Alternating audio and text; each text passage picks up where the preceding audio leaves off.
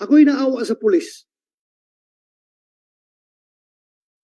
Hanggang kahapon, sir, yan ba ang outnumbered? Yan ba ang sinasabi nilang excessive force? Mas marami pa sila, sir. At yan, basura na lang yan, sir, ilalabas namin. Inaagaw pa sa amin at tinitingnan yan, sir, na kung sino-sino mga alipores ni Kibuloy.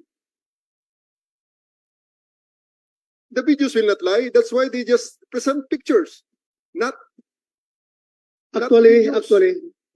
you messed up.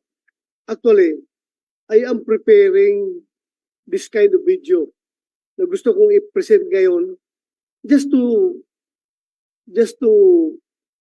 show to the members of the KOJC that I am a little bit dismayed. Bakit nangyari yan? Ako'y naawa sa pulis.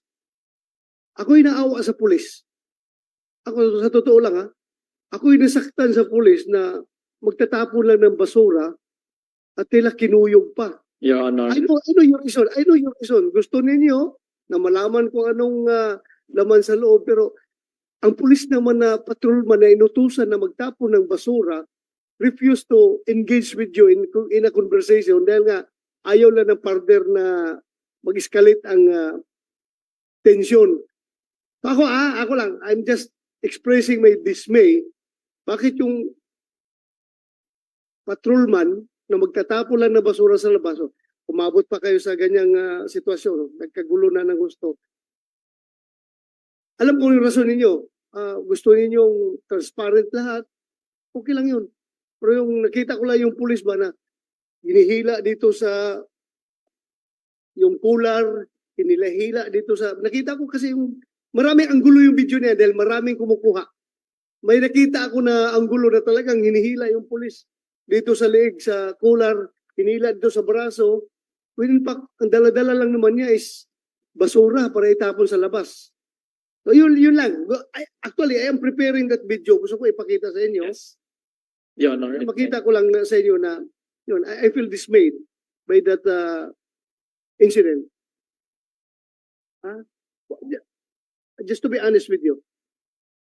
Sige. Go ahead.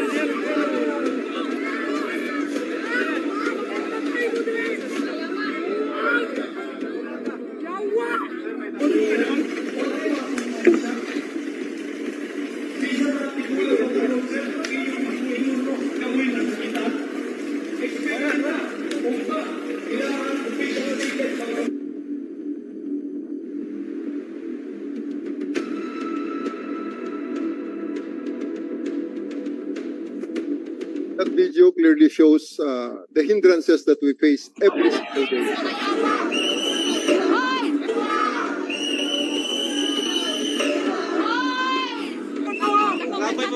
Kinapay, makita ko po kayo. Mga kapulisan, parating at tungkulin. Oh, grabe.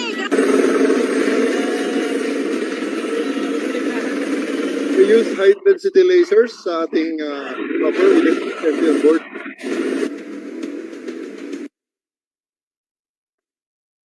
One of our casualties on the first day